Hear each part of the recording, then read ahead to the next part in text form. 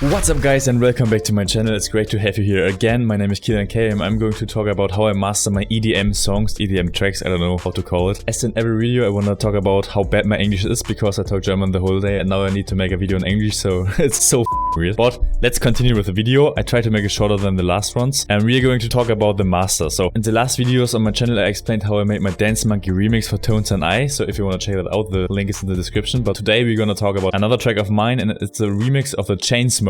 They had a remix contest going on. So this is the final result, how it sounds mastered. I just bounced the track out, so this is the whole project. I bounced it out because my PC couldn't handle it. Where do you think you're going? It's so hey, hey, hey, hey, hey, hey, hey.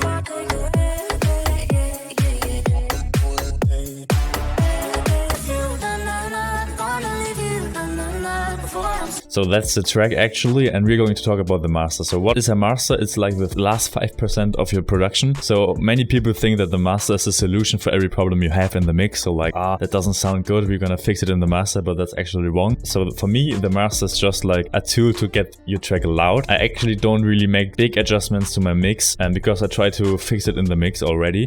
So we're gonna hear what it sounds like with the master and without. So in this drop, there's not really so much happening. You can't hear it like that good. So we're gonna skip a little bit through the track to see the difference. This is without the master. I'm just gonna play it from here.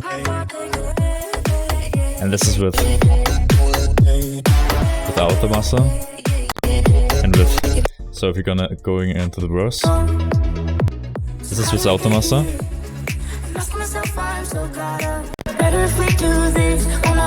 And this is with. As you can hear, the master makes it mainly louder, but there are also many more things going on except the loudness, and we're going to talk about it right now. So first of all, I always start with an EQ. So let's loop the section we want to talk about. Let's just loop it here. I know it's not the fullest drop, but we can skip through it later. It's just for learning purposes. I start with the EQ and I always cut like 30 Hz and the 18K Hertz. Why do I do this? It's like the monitors we have, the speakers and our hearing. We can't hear sounds below 30, 40 Hertz. So it doesn't make sense to have any sounds in there because it could possibly make your sound muddy. It doesn't need to, but it could be. So that's why we just eliminate those frequencies just for safety reason. The same thing is with the limiter on the second effect. I have a limiter. It's the invisible limiter. It's a third-party plugin you need to buy. It's just a brick wall limiter and I'm not doing anything on this one. I'm just having it here so it can cut the volume about 0 dB. So when the track has some peaks, some loudness peaks, it just cuts them down to 0 dB. So I know, okay, the track doesn't get louder than 0 dB. And that's really important to eliminate those peaks because those peaks can get a problem in the compression. So that's why I always use a brick limiter on the second part, which is just limiting the top peaks of the track. We can't really hear difference now when I play it because I didn't add something to the track, to the sound. It's just like safety reason for the compression, which I'm coming to now. So for the compression and the master, I always use the glue. I watched a video of some EDM guy who said this preset was really good, and since then I always used it. I think it was a Loopers, if you know him. So I always use this preset, mastering the glue too. It comes with the plugin, you need to buy it as well. I bought it like for, I don't know, maybe 80 bucks. I have no idea. The important thing is that you leave the attack at the furthest and the release at the highest, because on the master you don't want your compression to get instantly. You want your compression to come natural as possible, so that's why you're taking the attack and the release as it can get. Then you can play with the threshold and the range and the ratio, also with the mix of course. I think this is the standard preset, so I didn't change something at all, but you could possibly do it. I think I changed this one to 0 because normally if I play it now,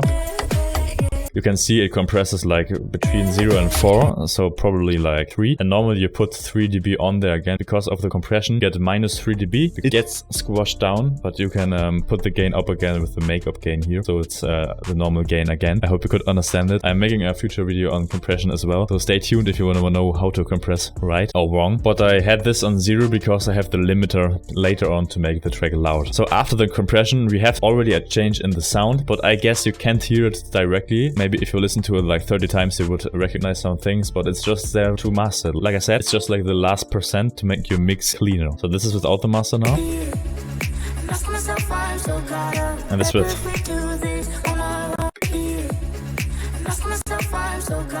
As you can hear, it's a little bit weaker. It's a little bit quieter now because of the compression, as I said. But after the compression, I add an OTT. That's a free plugin you can use, and I nearly always use it. Always on the master, by the way. It's like the secret tip. 9% is maybe a little bit much, but like 7% normally. It gives some nice crisp to the high end, and it's a compression tool as well. So it's double compression right here. I always use the OTT just for, I like OTT, I don't know.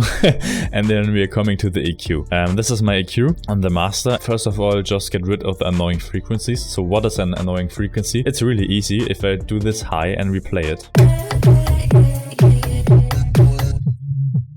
You can hear it. It sounds so muddy. So I took this and put it like down 3 dBs, maybe a little bit less because it's a master. You affect every sound. So like 2 dB maybe, yeah, like this. And also these frequencies, I would bet it sounds really bad if I now turn it on. It sounds so disgusting. So these frequencies I turn off all the time. And I think, let me just check, this is a really annoying frequency. Yes, you can hear it's really annoying. How do I find the frequencies I don't like? It's really easy and really simple, and I always do it on nearly every important sound. So my leads, my basses, I do like this EQ, and then I go like this.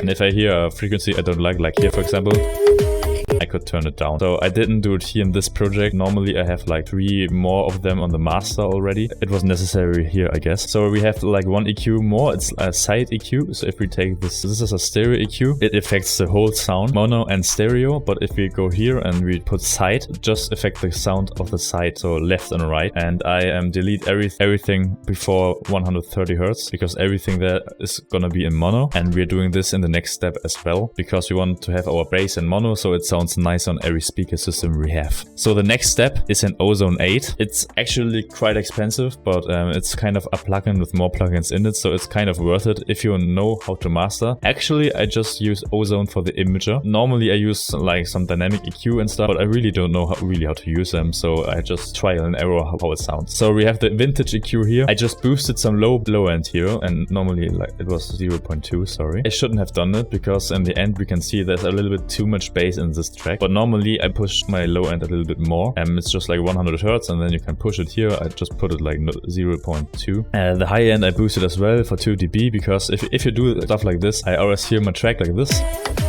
Then I put this all the way up.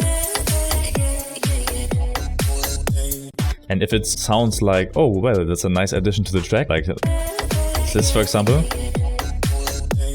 It's crisp, I don't know, it's a crisp feel, so I just turn it down a little bit too.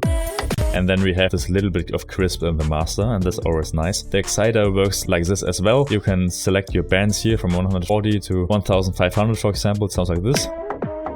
Then you can add like some distortion here, some tube distortion. And just for like 3.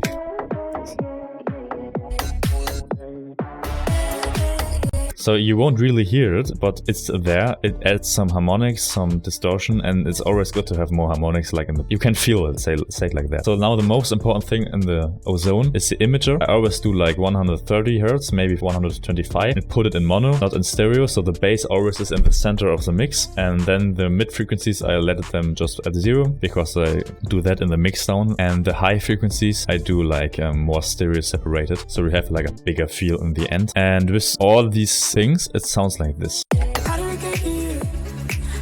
Without. With. I don't know.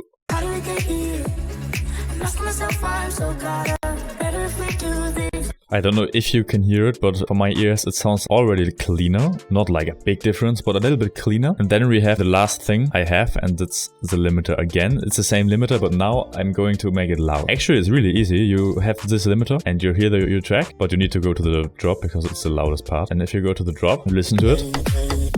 And then you increase this knob until the sound gets distorted. Like this is distorted. And you don't want this distortion, but you can put it up until it starts to distort. And that's what I'm doing now.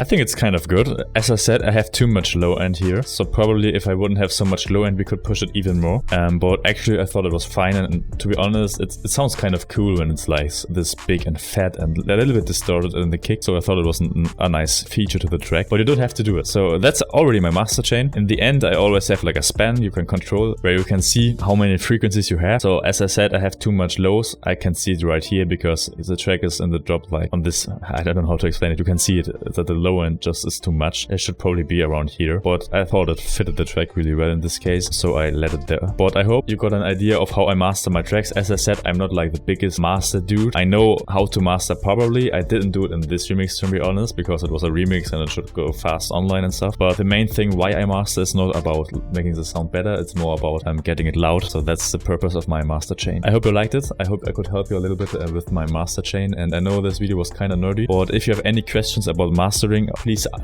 ask them on Instagram. I'm currently writing with some of you guys who ask me some questions, and I'm really happy to answer your questions. So please ask me some questions on Instagram, leave a follow, and we're gonna see you soon again next week with another video. See you soon. Bye bye.